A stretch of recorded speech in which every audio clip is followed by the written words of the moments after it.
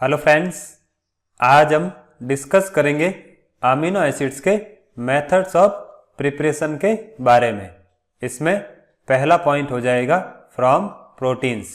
देखिए, different sources से जो प्रोटीन ऑब्टेन्ड होते हैं उनको वाटर, सलाइन, एसिड, एल्कली या इथेनॉल के थ्रू एक्सट्रैक्ट कर लिया जाता है।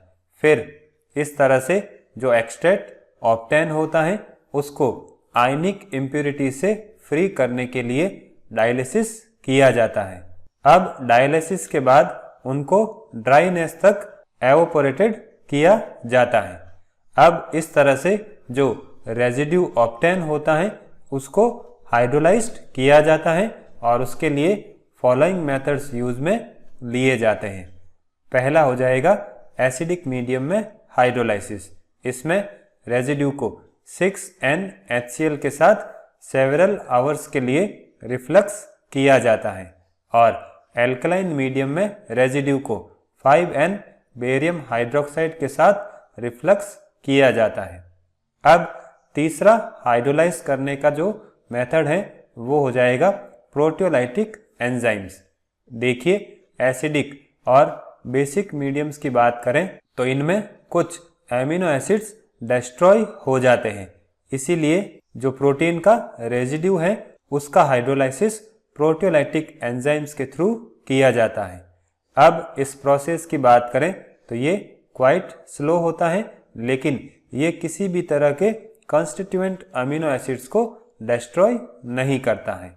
अब हाइड्रोलाइसिस के बाद जो अमीनो एसिड्स का मिक्सचर ऑब्टेन होता है उसको एस्टरिफाइड किया जाता है और एस्टर्स का जो मिक्सचर होता है उसको फ्रैक्शनल डिस्टिलेशन के थ्रू सेपरेट कर लिया जाता है। अब इसके अलावा एमिनो एसिड्स को प्रोटीन से ऑब्टेन करने के लिए डेकिन्स प्रोसीजर का भी यूज किया जाता है। देखिए, इस मेथड में अमीनो एसिड्स का selective extraction butanol water mixture के थ्रू किया जाता है और इस तरह से जो रेजिड्यू ऑब्टेन होता है उसको स्पेशल रिएजेंट से सेपरेट किया जाता है। इस मेथड में स्पेशल रिएजेंट के फॉर्म में फॉस्फोटंगस्टिक एसिड का यूज करते हैं। अब अमीनो एसिड के सेपरेशन की बात करें तो इसके लिए कुछ दूसरे मेथड्स जैसे इलेक्ट्रोफोरेसिस, आयन एक्सचेंज, क्रोमेटोग्राफी या पेपर क्रोमेटोग्राफी का यूज भी किया जाता है। फिर नेक्स्ट पॉइंट हो जाएगा फ्रॉम अल्फा हेलोजिनेटेड एसिड्स और एस्टर्स। देखिए, अल्फा एमिनो एसिड के सिंथेसिस के इजीएस्ट मेथड की बात करें तो उसमें अल्फा हेलो एसिड्स या उनके एस्टर में न्यूक्लियोफिलिक डिस्प्लेसमेंट के थ्रू एमिनो ग्रुप को इंट्रोड्यूस करवाया जाता है और इसके लिए डिफरेंट टाइप के नाइट्रोजन न्यूक्लियोफाइल्स का यूज करते हैं। अब अल्फा हेलो एसिड्स या उनके एस्टर्स की बात करें तो उनको हेल-वॉलहार्ड जेलिंस्की रिएक्शन या मेलोनिक एस्टर सिंथेसिस के थ्रू ऑब्टेन किया जाता है। अब अल्फा हेलोजिनेटेड एसिड्स या एस्टर्स को अल्फा अमीनो एसिड्स में कैसे कन्वर्ट किया जाता है तो उसके लिए हम कुछ इंपॉर्टेंट मेथड्स को डिस्कस करेंगे। इसमें पहला मेथड हो जाएगा direct amination of alpha halogenated acid. ये एक तरह की न्यूक्लियोफिलिक सब्स्टिट्यूशन रिएक्शन होती है।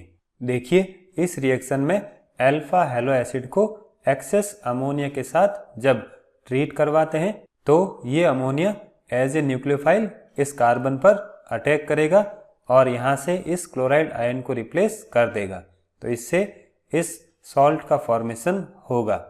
फिर इसका एसिडिक हाइड्रोलाइसिस करते हैं तो ग्लाइसिन ऑब्टेन होता है। सेकेंड मेथड हो जाएगा गैब्रियल थैलिमाइड सिंथेसिस। देखिए, थैलिमाइड की बात करें तो ये किसी भी मॉलिक्यूल में प्राइमरी अमाइन ग्रुप को इंट्रोड्यूस करने का एक गुड रिएजेंट होता है और अल्फा अमीनो एसिड के सिंथेसिस में इस रिएजेंट का वाइडली यूज किया जाता है। देखिए, ये हो जाएगा थैलिमाइड का पोटेशियम सॉल्ट। जब इसको अल्फा ब्रोमो एस्टर के साथ ट्रीट करवाते हैं तो ये थैलिमाइड आयन यहाँ पर इस कार्बन पर एज ए न्यूक्लियोफाइल अटैक करेगा और इस ब्रोमाइड आयन को यहाँ से रिप्लेस कर देगा। अब इससे जो प्रोडक्ट ऑब्टेन होता है उसका जब हाइड्रोलाइसिस करते हैं तो एलेनिन बनता है। फिर नेक्स्ट हो जाएगा थैलीमाइडो मेलोनिक एस्टर सिंथेसिस। देखिए, जब थैलीमाइड के पोटेशियम सॉल्ट को ब्रोमो मेलोनिक एस्टर के साथ रिएक्ट करवाते हैं तो उससे थैलीमाइडो मेलोनिक एस्टर बनता है। इसकी रिएक्शन जब सोडियम इथॉक्साइड के साथ करवाते हैं तो एक कार्बेनाइन बनता है। अब ये कार्बेनाइन इस बेंजाइल क्लोराइड के इस कार्बन पर अटैक करेगा और यहाँ से इस क्लोराइड आयन को रिप्लेस कर देगा।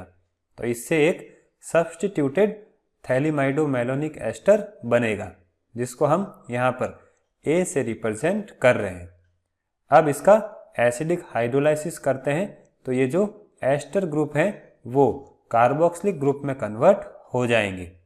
फिर इस प्रोडक्ट को जब हीट करते हैं तो इसका डीकार्बोक्सिलेशन होगा और इस प्रोडक्ट का फॉर्मेशन होगा। फिर इसकी रिएक्शन हाइड्रोजन के साथ करवाते हैं तो फिनाइल एलेनिन बनता है।